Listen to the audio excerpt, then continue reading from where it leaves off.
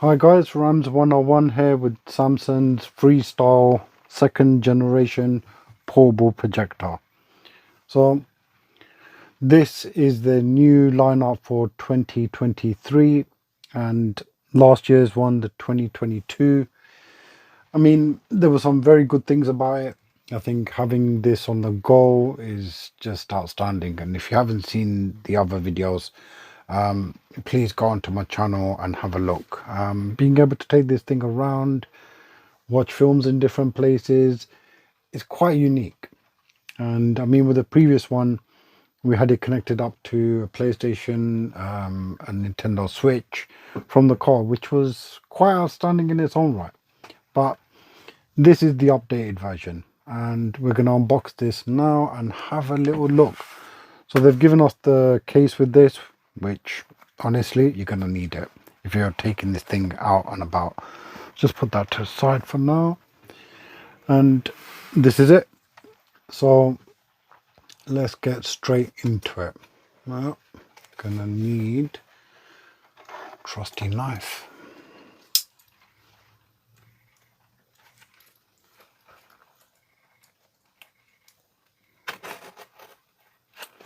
So what I've noticed is that they've moved over to, well, mostly recyclable packaging, which definitely is better for the environment. So the original one I got, it was packaged very differently to this. So I guess it's a good sign. My understanding is that they haven't done much in the way of, okay, let me just pull that to the side, open that up. So my understanding is they haven't done much to the actual projector itself. So not looking to find a big difference from the previous. Lucky for us, I have the previous version, so should be able to put it side by side. Quite fiddly, isn't it? Right, so moment of truth.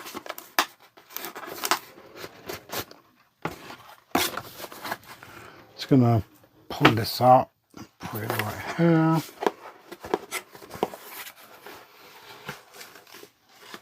Interesting. So that's the projector itself. Sorry, shifted the camera angle a little bit. Right, so that's it for the box. Just gonna put this back there. Right, so this is their new remote.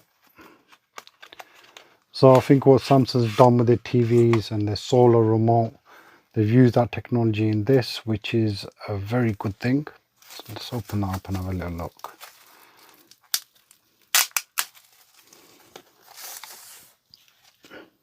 So this charges off direct sunlight and also your house lights, which is a very big plus. I found it quite annoying when the battery died on this thing from the previous remote. Let me just put that side by side.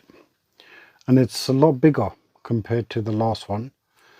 And having the solar panel at the back and not having to recharge it, well, you can recharge it if you wish to, makes a big difference. So my TV's got the same remote and I've never had to charge this thing. It's outstanding. One of the downsides about these things is that it's a plus, also it's a minus. It can turn on your TV at home and control it, and you can also use your TV remote on these things, which is good if you run out of battery. But I don't know, personally it's quite irritating when you're trying to switch this on and it switches your TV. But nonetheless, small things. So that's the remote, so we're going to put that right there. And let's have a look at this projector.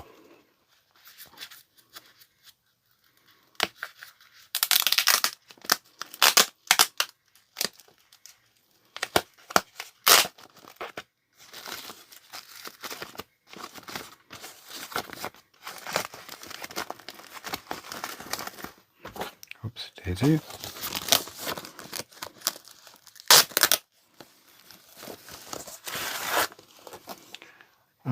this is it. And you really can't tell a difference, honestly. You'd be very, very pressed to find a difference between this and the previous. It's all the same. Same kind of cover, same kind of stand. Not bad, not bad. Let's have a little look at the lens itself. Pop that open. So even in terms of the lens, I can't really see much of a difference, but we'll put it against the other one and find out in a minute. So put that there. And let's have a look at the accessories. Well, accessories. What comes in the box. So you've got your charger, got your cable, so that's also the same. And you've got the user manuals. Yep. Just gonna leave that to the side. Just pop that on there. So this would be this year's model, and let's have a little look at the previous year's model. And here we have it. Well, turn that around. I can't really see a difference. So from looking at it like this, I mean, you really wouldn't be able to tell. I don't see any difference in it. I think their focus has been more kind of around what this thing can do. And I think one of my main problems was daytime viewing. You need a dark room to actually really enjoy this. So at night time, this thing's fabulous. If you've got a dark room, this thing's fabulous. So I'm really keen to see what this can do, and we will get into that. But as you can see from the off, isn't much in it. So this would be last year's, and this is this year's. So I'm going to peel that off.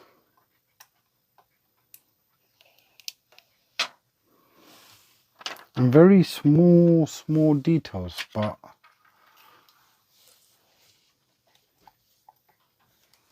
I can't really see a difference, to be honest. So we should see what this one's about. I mean, the main question for me is I've got skins for this, and I was wondering if I could use these skins on this, which clearly I don't see any problems there. The other thing is the battery base. So the battery base will give you about 3 hours viewing, depending on what you're doing. And I was quite interested to see if it would work with the new one. The last thing you want to do is go and purchase all of these things all over again. And it is ready to go. It's probably not the way I want to put it, but that's working quite well. The indicators are showing me that that's fine, which works out quite well for me. The main upgrades from what I've read so far, let's put this to the side. That's a big plus that does work with it. And also they've given me the cover with that one, which should work on the new one. Although if you pre-order it now, you'll get this for free, and it fits like a dream. So it's good that all of the old stuff works with the new one. Quite a big plus. Save you some money in that respect. But the gaming hub. So as I was saying to you guys before, with the previous one, we had all sorts of things connected to this, and it was nice to kind of play things on the go. This one, however, has Samsung's gaming hub built into it, which, well, you won't need a console because you're streaming it. Although you will need unlimited data, because I can imagine you'd use a hell of a lot of data just playing a couple of games. So, I mean, the plus side is that if you got yourself a cable for your HDMI connection, it still takes the mini HDMI, if I am correct. Yep, micro HDMI to HDMI. So this is the cable and that's the connector. So with this, you can connect this to your PlayStation, you can connect it to, well, your Nintendo Switch with the the base, and it will happily work with the new one. Love that. So this is the kind of thing you'd need if you want to connect in anything external to this, and I would invest in one of these. It's a good thing to have. I went for the 2 meters on this, and with good reason. You're always going to need a bit of length on that. So the gaming hub is built into this thing, which kind of defeats the purpose of connecting it to something else, especially if you got it on the go, because you're going to need a separate battery pack for this and then one for whatever you're connecting. So we're going to go outside in the next video, and we're going to start comparing these two side by side. And I think some of the other things about this would be that this one comes with built-in support for Bluetoothing gaming controllers, which is a plus side, makes things a lot smoother. In terms of what kind of games you can play on here, my understanding is that Xbox is some of the things you can do. Xbox Game Pass, Nvidia, GeForce Now, Amazon, Luna, and Stream Arcade. It's just some of the names where you can kind of play games. Other than that, I think mostly these two are quite similar in terms of the size of the screen, so it's up to 100 inches. They put built-in memory into this, so they expanded that, which should make things a bit more smoother. I think the main thing for me, and what I'd really like to see, which we'll find out soon enough, is how does this work in daytime? I think that's one of the biggest questions for me.